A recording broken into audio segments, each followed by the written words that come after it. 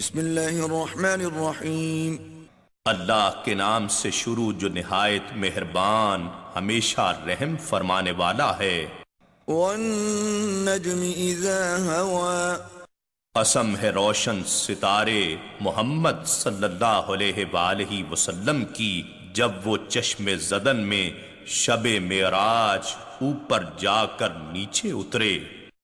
ما ضل صاحبكم وما غوا، تمہیں اپنی صحبت سے نوازنے والے یعنی تمہیں اپنے فیض صحبت سے صحابی بنانے والے رسول صلی اللہ علیہ وآلہ وسلم نہ کبھی راہ بھولے اور نہ کبھی راہ سے بھٹکے۔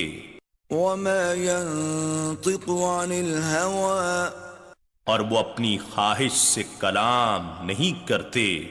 ان هو الا وحی یوحى، ان کا ارشاد سراسر وہی ہوتا ہے جو انہیں کی جاتی ہے۔ علمه شدید القوى، ان کو بڑی قوتوں والے رب نے براہ راست علم کامل سے نوازا۔ ذو مرۃ فاستوى، جو حسن مطلق ہے پھر اس جلوہ حسن نے اپنے ظہور کا ارادہ فرمایا۔ وهو بالافق الاعلى، اور وہ محمد صلی اللہ علیہ وآلہ وسلم شب معراج عالم مکاں کے سب سے اونچے کنارے پر تھے یعنی عالم خلق کی انتہا پر تھے۔ ثم دنا فتدلى، پھر وہ رب العزت اپنے حبیب محمد صلی اللہ علیہ وآلہ وسلم سے قریب ہوا پھر اور زیادہ قریب ہو گیا۔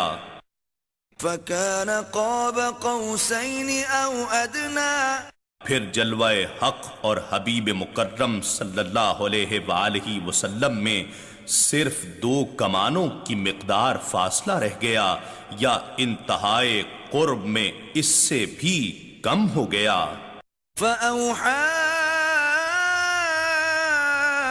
إلى عبده ما أوحى، بس اس خاص مقام قرب و وصال پر اس اللہ نے اپنے عبد محبوب کی طرف وحی فرمائی جو بھی وحی فرمائی۔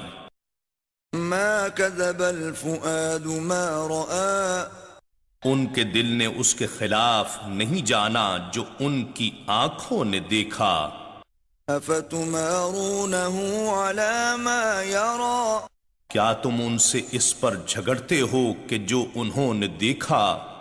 وَلَقَدْ رَآهُ نَزْلَةً أُخْرَى، اور بے شک انہوں نے تو اس جلوہ حق کو دوسری مرتبہ پھر دیکھا اور تم ایک بار دیکھنے پر ہی جھگڑ رہے ہو۔ عند سدرة المنتهى، سدرۃ المنتہا کے قریب، عندها جنة المأوى، اسی کے پاس جنت الماوا ہے۔ إذ يغشى السدرة ما يغشى، جب نور حق کی تجلیات سدرۃ المنتہا کو بھی ڈھانپ رہی تھیں جو کہ اس پر سایہ فگن تھیں۔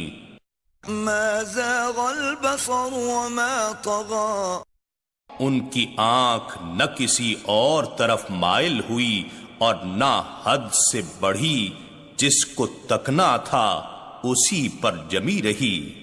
لقد رأى من آيات ربه الكبرى، بے شک انہوں نے معراج کی شب اپنے رب کی بڑی نشانیاں دیکھیں۔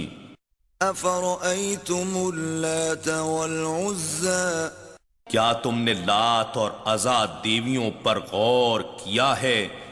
ومناة الثالثة الأخرى، اور اس تیسری ایک اور دیوی منات کو بھی غور سے دیکھا ہے؟ تم نے انہیں اللہ کی بیٹیاں بنا رکھا ہے۔ ألكم الذكر وله الأنثى، اے مشرکو، کیا تمہارے لیے بیٹے ہیں اور اس اللہ کے لیے بیٹیاں ہیں؟ تلك إذا قسمة ضيزى اگر تمہارا تصور درست ہے تب تو یہ تقسیم بڑی نا انصافی ہے۔ إن هي إلا أسماء سميتموها أنتم وآباؤكم ما أنزل الله بها من سلطان إن يتبعون إلا الظن وما تهوى الأنفس وَلَقَدْ جَاءَهُم مِّن رَّبِّهِمُ الْهُدَىٰ۔ مگر حقیقت یہ ہے کہ وہ بت محض نام ہی نام ہیں جو تم نے اور تمہارے باپ دادا نے رکھ لیے ہیں۔ اللہ نے ان کی نسبت کوئی دلیل نہیں اتاری، وہ لوگ محض وہم و گمان کی اور نفسانی خواہشات کی پیروی کر رہے ہیں، حالانکہ ان کے پاس ان کے رب کی طرف سے ہدایت آ چکی ہے۔